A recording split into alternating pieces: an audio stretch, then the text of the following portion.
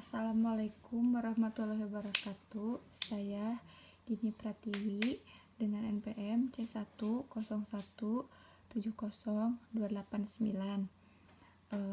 Akuntansi Keuangan Lanjutan 2 STI Ekuitas kelas A.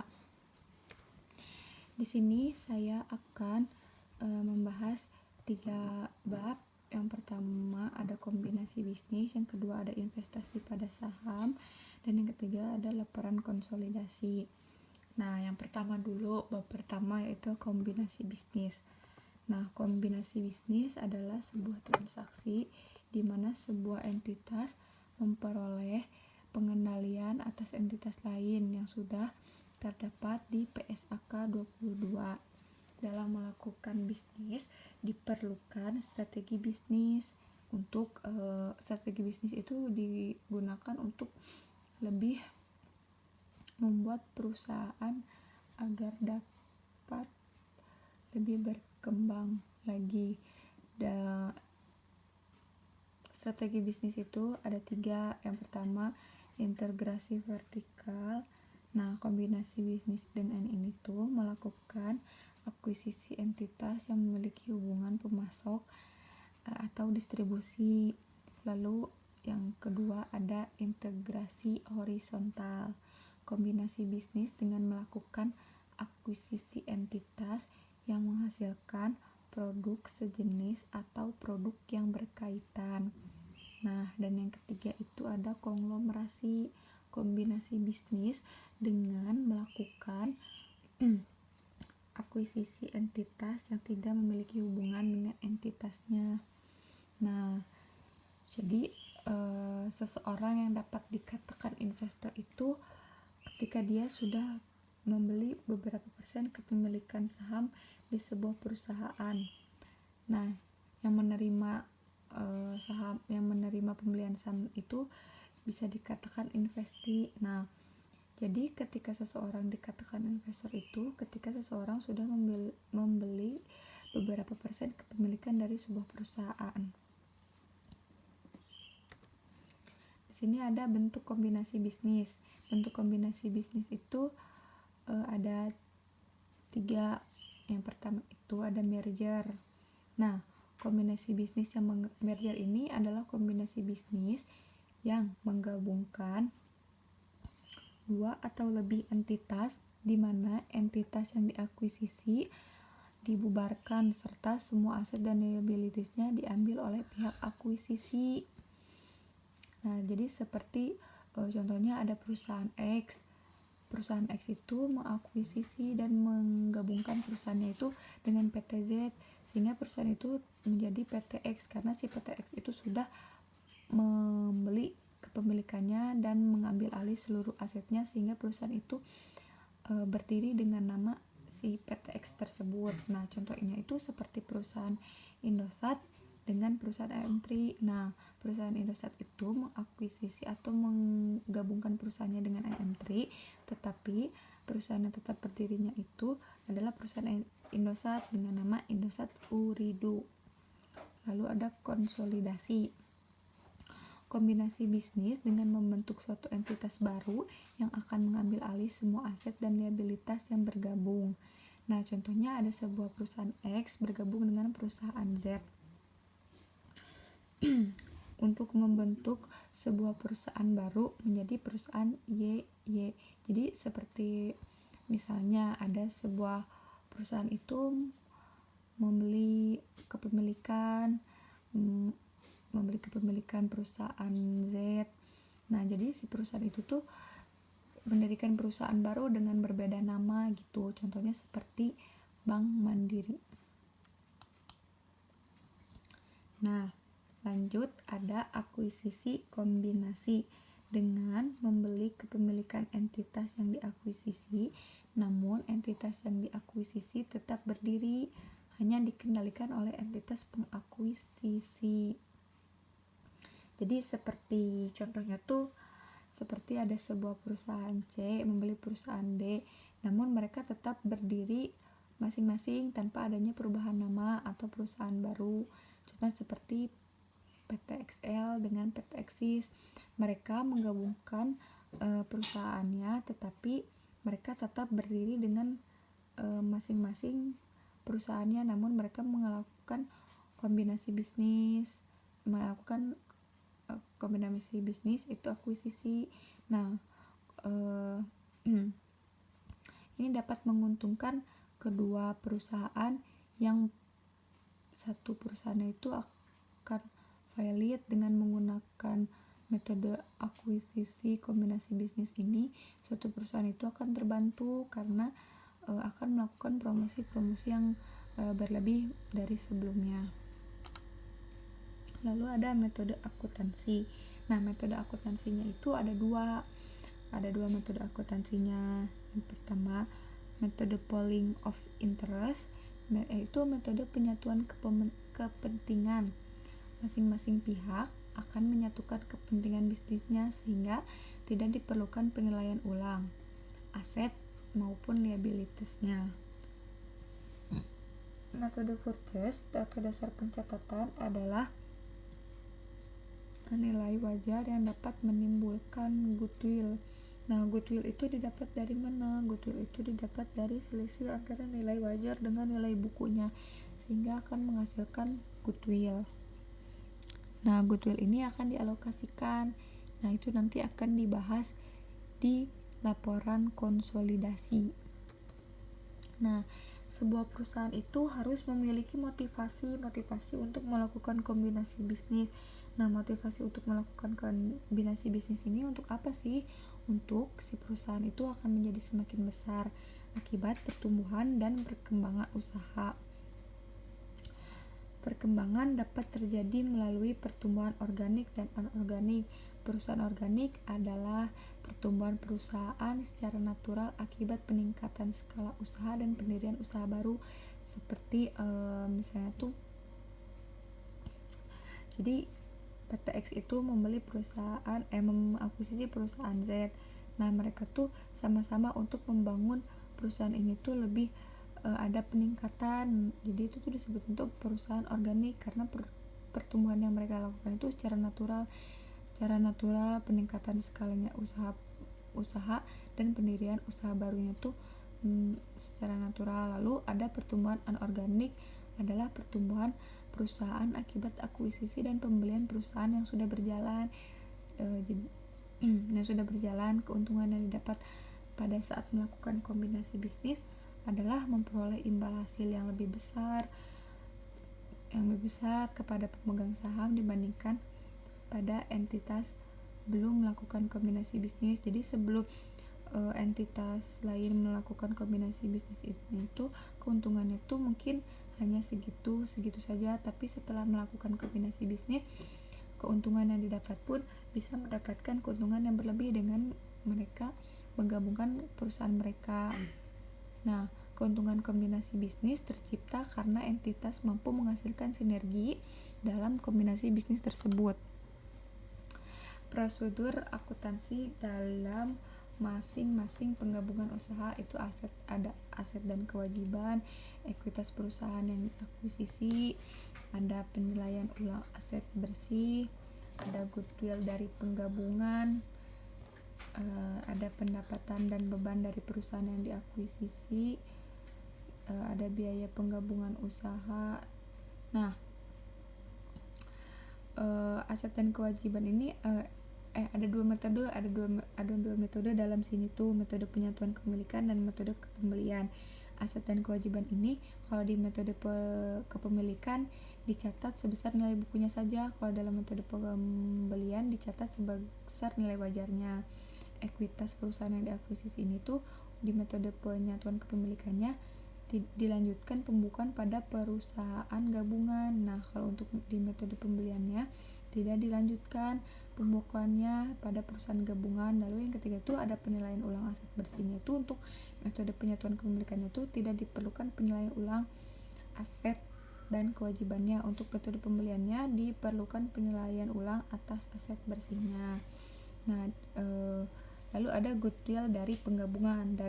Goodwill dari penggabungan untuk metode kepemilikannya itu tidak ada goodwill yang timbul dari penggabungan kecuali goodwill yang sudah ada sebelum bergabung. Nah, untuk metode pembeliannya, timbul goodwill dari penggabungan jika biaya perolehan aktiva bersih berbeda dengan nilai wajarnya, goodwill negatif maupun goodwill positif. Lalu yang kelima ada pendapatan dan beban dari perusahaan yang diakuisisi. Metode penyatuan kepemilikannya itu digabungkan seolah-olah akuisisi terjadi sejak awal tahun. Dan untuk metode pembeliannya, pendapatan dan beban yang digabungkan adalah pendapatan dibebankan yang timbul sejak akuisisi tersebut. Lalu ada biaya penggabungan usaha itu dibagi menjadi 3, ada pendaftaran saham, honorarium tenaga profesional, dan biaya lainnya. Lalu ada perlakuan akuntansi goodwill negatif. Nah, di sini ada akuntansi kombinasi bisnis. Nah, biaya transaksi, biaya yang dikeluarkan oleh pihak pengakuisisi.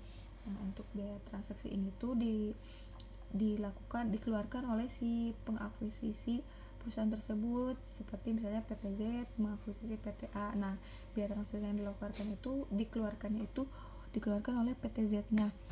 Goodwill, aset yang diklasifikasikan sebagai aset tidak berwujud. Goodwill muncul pada saat entitas melakukan akuisisi entitas lain. Untuk akuisisi aset dan liabilitas goodwill diakui dalam laporan keuangan pihak akuisisi. Pada saat akuisisi saham, goodwill yang timbul pada akuisisi diakui terlebih dahulu dalam saldo investasi. Nah, di sini ada contoh soal. Pada tanggal 31 Desember 2015, PT Permata mengakuisisi seluruh PT Aset Samara. Dalam merger, PT Permata mengembalikan imbalan sebesar 352.000 untuk mengakuisisi aset neto PT Samara dan 20.000 untuk biaya legal. Nah, di sini ada laporan keuangannya. Nih, bisa seperti teman-teman lihat dulu ini laporan keuangannya. Nah, ini dimintanya itu hitunglah goodwill dan jurnalnya.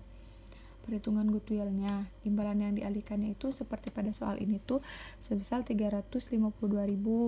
Nah, kepemilikan yang dimiliki sebelumnya itu tidak ada, kepentingan non pengembalinya tidak ada, sehingga langsung saja dijumlahkan 352.000 karena ini tidak ada. Lalu aset bersih yang teridentifikasinya itu mendapatkan 280.000. Nah, di sini tuh terdapat selisih. Nah, selisihnya itu sebesar 72.000. 72.000 itu selisihnya itu masuk ke dalam goodwill. Nah, ayat jurnalnya mencatat biaya akuisisinya, beban to cash 20.000. Nah, 20.000 itu dari mana? 20.000 itu dari sini. Untuk biaya legal. Nah, untuk 31 Desember mencatat akuisisi aset bersih. Kasnya 40.000, piutang usahanya 70.000, persediaannya 100.000, tanahnya 70.000, bangunannya 300.000, goodwillnya 72.000. Nah, ini tuh dari mana? Ini tuh terdapat dari sini. Nih, dari laporan posisi keuangan nilai wajarnya. Nah, ini tuh utang usahanya 110.000, utang wesalnya 240.000. Nah, kasnya itu 352.000 didapat dari 110.000 ditambah 240.000. Lalu ada investasi dalam saham. Lanjut ke bab 2. Investasi saham merupakan salah satu sarana untuk menimbulkan kekayaan melalui penerimaan hasil investasi atau dividen dan melalui apresiasi nilai investasi atau capital gain-nya atau manfaat lain yang diperoleh akibat kepemilikan saham perusahaan lain tersebut. Pada dasarnya ada sebenarnya 3 metode, cuman kayaknya saya salah menuliskan ini hanya 2, tapi sebenarnya ada 3, yaitu ada cost method, ada equity method, dan ada kombinasi bisnis. Nah, untuk perbedaan dari cost method dan equity methodnya itu, metode ini secara garis besar adalah perlakuan terhadap laba perusahaan atau entitas yang dibeli sahamnya atau perusahaan asosiasinya. Nah, di investasi pada saham ini tuh terdapat 3 tingkatan kepemilikan saham. Yang pertama itu kepemilikan 20%. Nah, kepemilikan 20% ini hak suara yang dimiliki investor dibanding dengan yang lainnya itu sangat kecil dan sangat rendah, dan tidak mempunyai pengaruh apa-apa karena hanya memiliki kepemilikan 20% saja, dan tidak dapat mengambil keputusan pada saat investor melakukan sidang RUPS. Nah, untuk tingkat kepemilikan 20% ini menggunakan cost method. Nah, ada kepemilikan antara 20 sampai 50%. Memiliki pengaruh, tetapi tidak menjadi juru kunci dalam mengambil keputusan karena kepemilikannya hanya 20 sampai 50%. Nah, ini tuh menggunakan equity method. Untuk kepemilikan yang lebih dari 50% itu dalam mengambil keputusan itu menjadi juru kuncinya, sifatnya mengendalikan. Maksudnya guru kunci itu dapat mengambil keputusan pada saat sidang RUPS. Jadi untuk kepemilikan lebih dari 50% itu bisa dikatakan sebagai pengendali. Nah, ini tuh menggunakan kombinasi bisnis, menggunakan metode konsolidasi. Maaf teman-teman, tadi pun konsolidasi ya. Nah, goodwill ini didapatkan dari penjumlahan alokasi dikurangi dengan selisih diferensial, karena total yang didapatkan harus sama dengan selisih diferensial. Karena kalau misalnya terdapat selisih, maka goodwill itu akan muncul karena si penjumlahan dan selisih diferensial itu jumlahnya itu harus sama dan tidak terdapat selisih. Kalau terdapat selisih akan dialokasikan kepada goodwill. Nah, untuk metode dalam investasi saham itu ada equity method, cost method. Nah, equity method ini pencatatan investasi yang pada awal perolehan investor mencatat investasi sebesar biayanya. Dividen maupun distribusi laba dicatat sebagai pengurang akun investasi. Dalam metode ini ada beberapa hal yang dapat mempengaruhi penambahan dan pengurangan entitas, diantaranya ada penarikan dividen, laba, rugi, beban.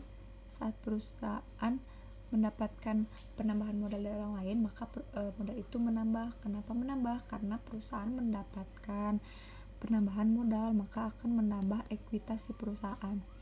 Apabila modalnya ditarik kembali oleh investor, maka akan terjadi pengurangan ekuitas karena modalnya ditarik kembali.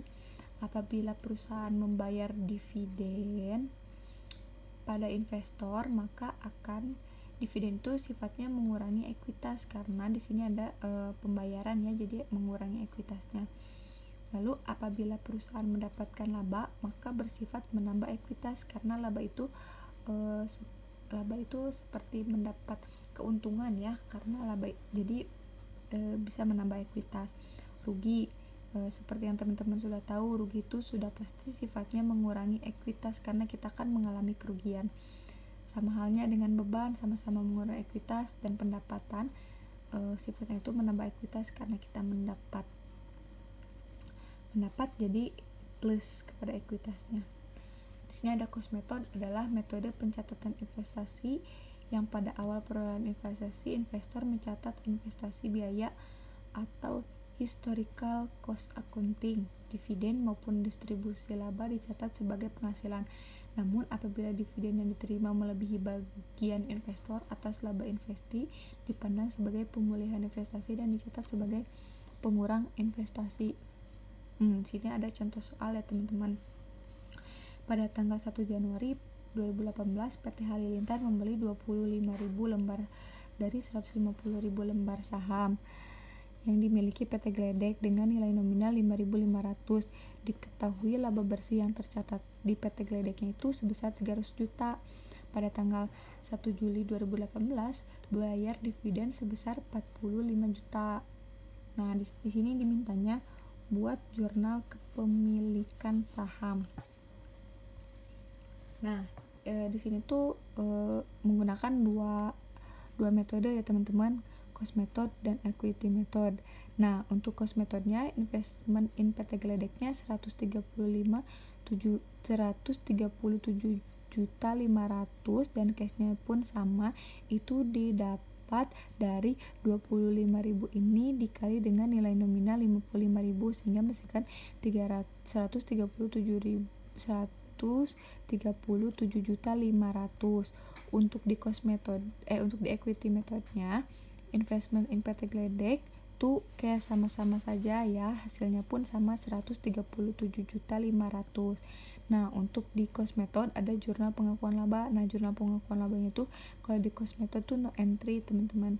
Lalu di sini untuk di equity methodnya investment in PT Geledek tuh income in PT Geledek. Nah, ini tuh menghasilkan 60 juta. 60 juta itu dibagi dari 300 juta dibagi dengan 5 dari bulan Januari ke bulan Juli. Ini kan jadi 5. Jadi 300 juta dibagi 5 60 juta. Lalu di sini ada pencatatan dividen. Untuk di cost methodnya ada cash to dividend income, cashnya 9 juta, dividen income-nya 9 juta. 9 juta didapat dari mana? Dari 45 juta ini pun dibagi 5 dari bulan Januari ke bulan Juli. Julinya itu awal.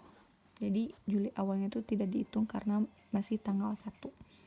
Untuk equity methodnya itu cash to investment in PT Geledek sama 90 juta. Perhitungannya sama seperti di sini pencatatan dividen yang di cost method. Nah, sekarang lanjut ke bab terakhir, yaitu laporan konsolidasi.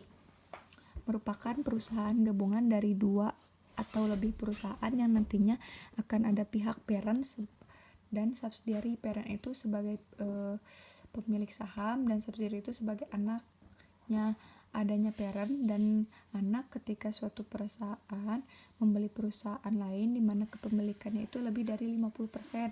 Nah, 50% dapat dikatakan sebagai parent.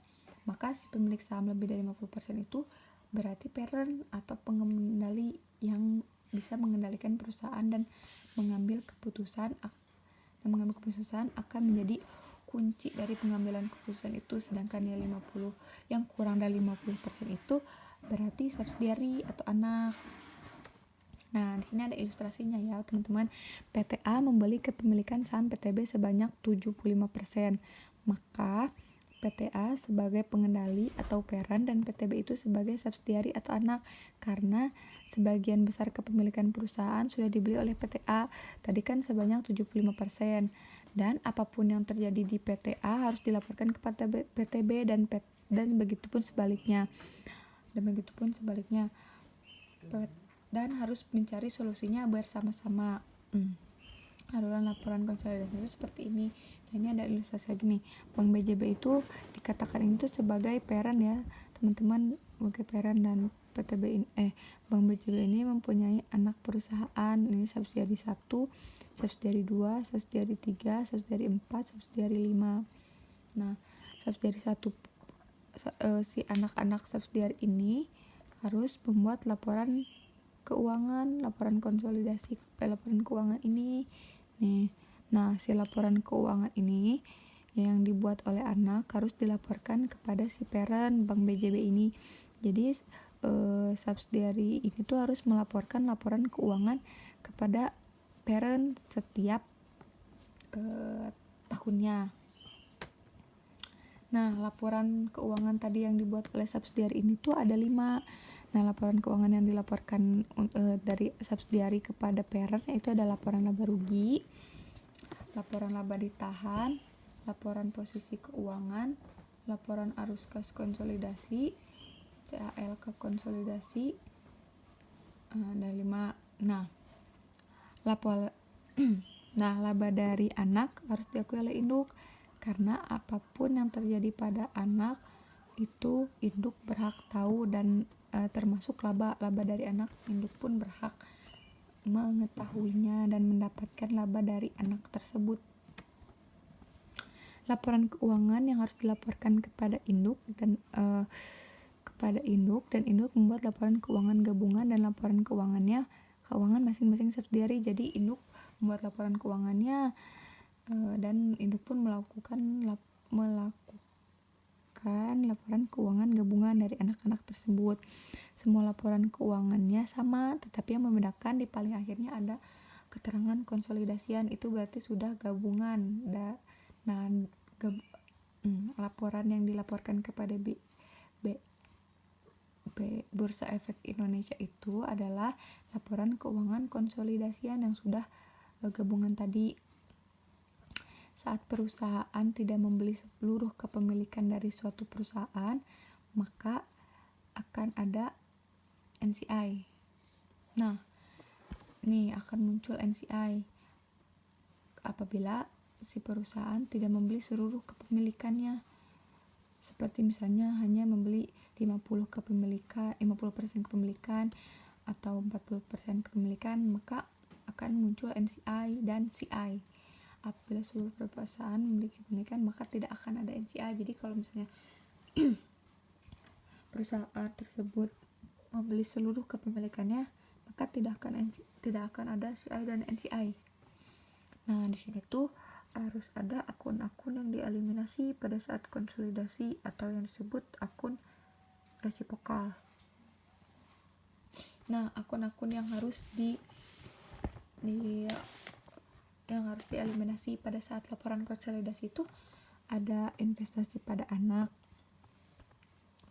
laba dari anak, modal saham, laba ditahan, agio saham pada anak, hutang, piutang, anak kepada induk, dividen, amortisasi, segala hutang dari anak ke induk.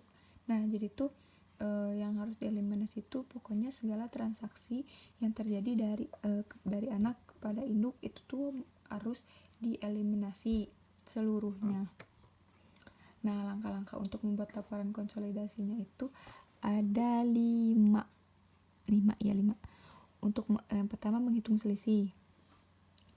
Menghitung selisih itu didapat dari selisih antara harga akuisisi dikurangi dengan book value setelah dikalikan dengan persen kepemilikan. Persen kepemilikan itu seperti ini. Nah, ini persen kepemilikan.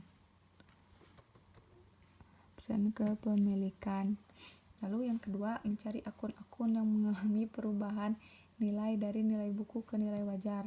Nah, mencari akun-akun yang mengalami perubahan nilai dari nilai buku ke nilai wajar itu contohnya seperti goodwill ya teman-teman. Nah, lalu mengalokasikan total selisih ke akun-akun yang mengalami perubahan nilai. Total alokasi sama dengan total selisih.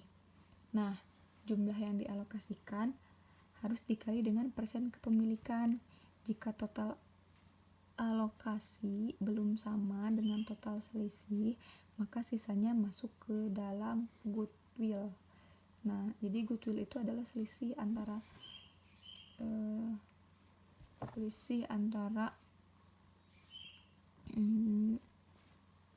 nilai buku ke nilai wajar. Lalu membuat ayat jurnalnya. Dan yang terakhir ada buat kertas kerja dan laporan konsolidasinya.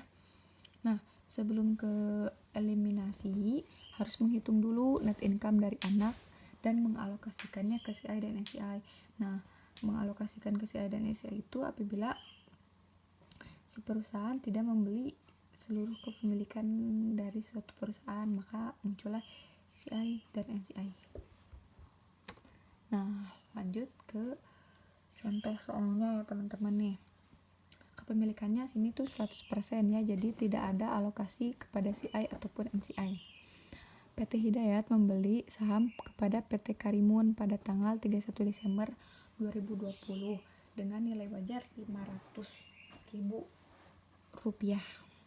Nah, ini tuh ada akunnya tuh kasnya 300.000, persediaannya 120.000, aset lainnya 30.000, peralatannya 200.000, sehingga total aktifannya 650.000. 600.000 itu didapat dari 300.000 ditambah 120.000 ditambah 30.000 ditambah 200.000 sehingga menghasilkan 650.000. Utang dagangnya 100.000, utang wesalnya 50.000, modal sahamnya 350.000, laba ditahannya 150.000, total liabilities dan ekuitasnya 650.000.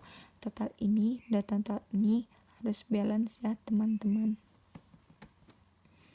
Nah, ini kita jawab ya teman-teman. Nih, di sini ada mencari perubahan nilai nih, mencari akun yang mengalami perubahan nilai. Nih, nilai wajarnya itu 500.000 nih, 500.000. nilai bukunya 500.000. Nah, kenapa sama? Karena cost sama dengan book value sama dengan fair value, jadi sama 500.000 sehingga tidak terjadi perubahan nilai, jadi 0. Lalu di sini ada mencari kelebihan. Kas yang dibayar 500.000, aset bersihnya 500.000 sehingga tidak ada kelebihannya ya. Jurnal yang diperlukannya, investasi di PT Karimunnya 500.000, di debitnya 500.000. 500.000 ini dapat dari sini nilai wajarnya. Nah, modal sahamnya itu 350.000, laba ditahannya itu 150.000. Ini dapat dari sini ya teman-teman, dari soal ini. Nah, investasi di PT Karimunnya 500.000. Nah, 500.000 ini didapat dari mana? Didapat dari 150.000 ditambah 350.000 sehingga menghasilkan 500.000. Nah, sekian penjelasan dari saya. Semoga dapat dimengerti. Mohon maaf apabila ada kesalahan dan ada kesalahan di dalam penyampaian materi saya. Mohon maaf. Sekian dari saya. Wassalamualaikum warahmatullahi wabarakatuh.